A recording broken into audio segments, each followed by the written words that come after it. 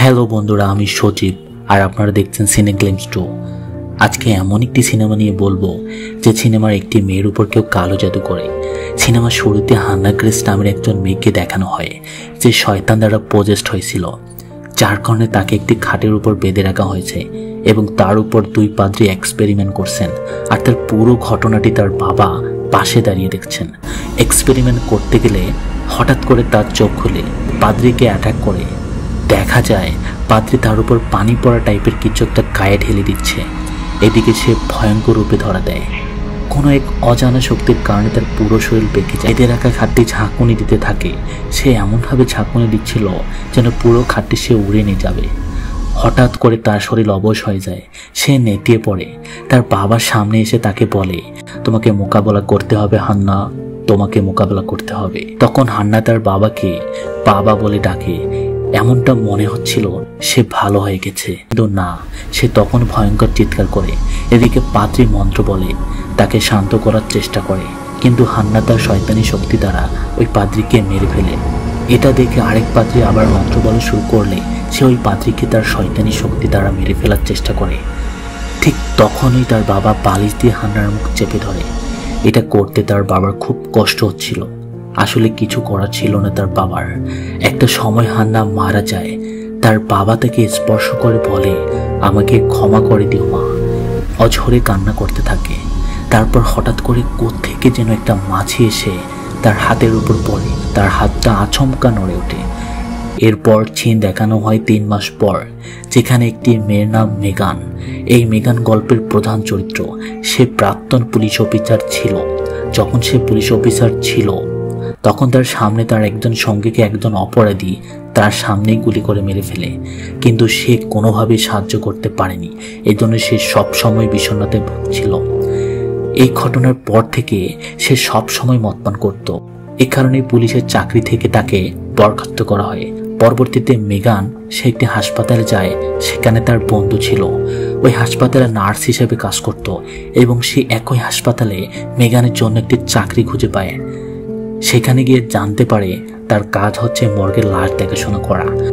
দেখানো হয় প্রথম দিন সে কাজে আসে, সেই দিন মেগান নিখুঁতভাবে কাজটি সম্পন্ন করতে পারে। এরপর মেগান সেখানে একটি নিরাপত্তা কর্মীর সাথে বন্ধুত্ব করে।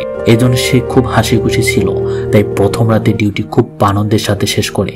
পরের দিন অন্য একটি সিকিউরিটি গার্ড হান্নার লাশ নিয়ে আসে। সে বলে, আমি পরিত্যক্ত রাস্তায় লাশটি খুঁজে পেয়েছি। সেখানে লাশটিকে একজন ব্যক্তি টুকরো টুকরো করে কেটে ফেলার পরিকল্পনা করছিল।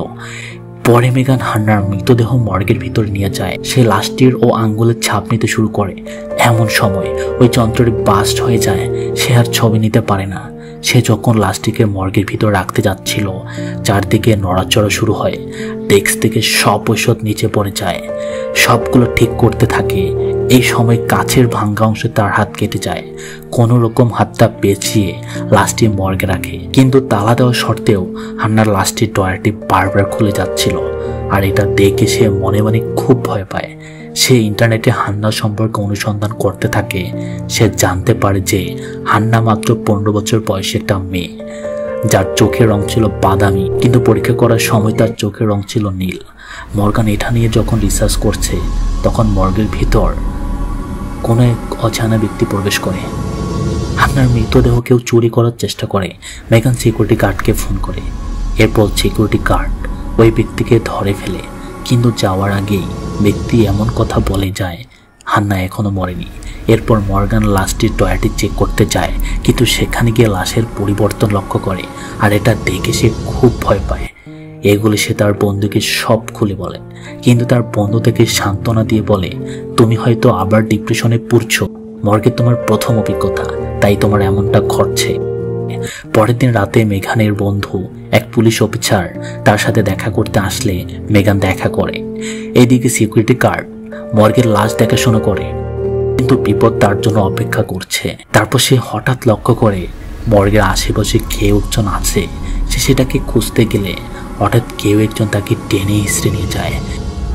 এরপর মেগান মর্গে ফিরে আসলে সিকিউরিটি গার্ডকে কোথাও খুঁজে পায় না। এরপর মেগান হান্নার মৃতদেহ পরীক্ষা করা শুরু করে।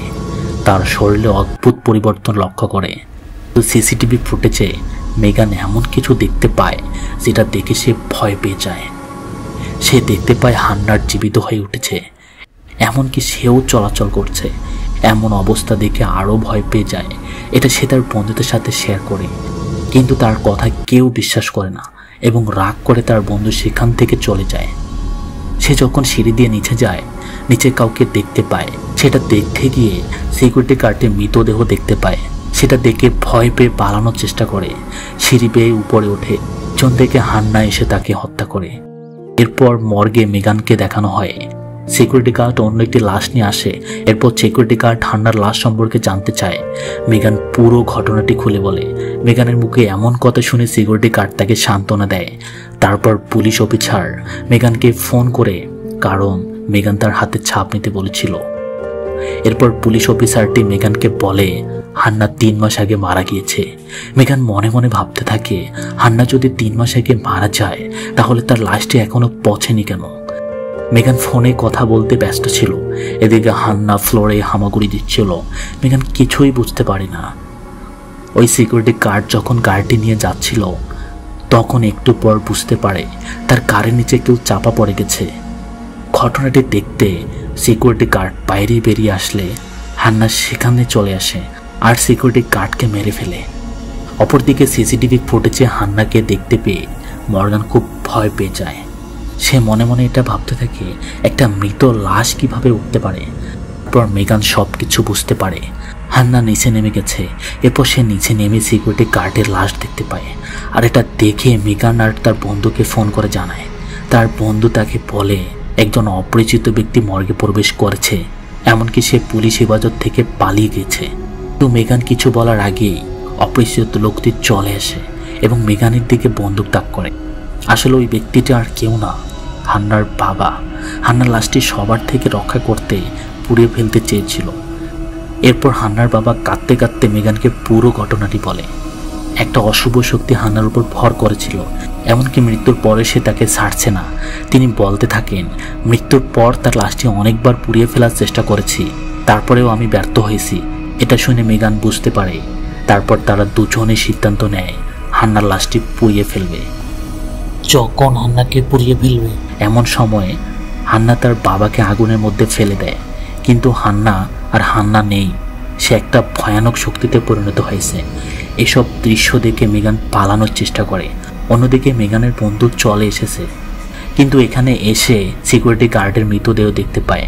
সে মর্গে যায়, সেখানে নাম ধরে ডাকতে থাকে, কিন্তু কোথাও কোনো সারা শব্দ পায় না।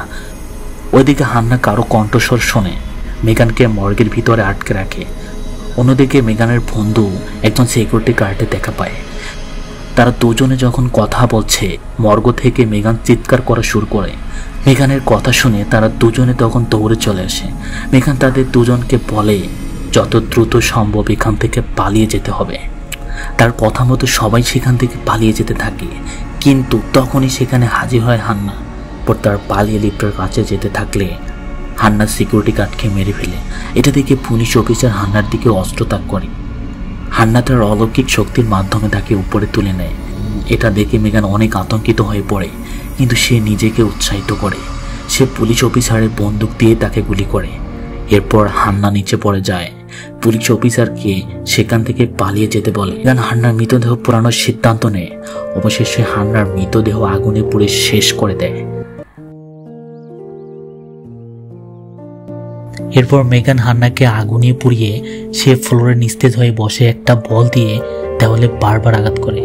সে এমনভাবে চুপচাপ হয়ে যায়, সে যেন সারা জীবনের জন্য কোনো একটা গোলকধাঁধা থেকে মুক্তি পেল। কিছু সময় পর তাকে উদ্ধার করতে তার ওই বন্ধুটি উদ্ধার কর্মী নিয়ে আসে আর তাকে সেখান থেকে নিয়ে যায়। এই সিনেমার সার গল্প এই যে আমাদের সমাজে এরকম কালো জাদু এখনো প্রচলন আছে। মানুষ মানুষের সাথে শত্রুমি করে, মানুষের ক্ষতি করে, এমনকি মানুষকে মেরে ফেলে। যদি এরকম আরো ভয়ঙ্কর হরর মুভি দেখতে চান তাহলে অবশ্যই চ্যানেলটি সাবস্ক্রাইব করে পাশে থাকবেন। খোদা হাফেজ।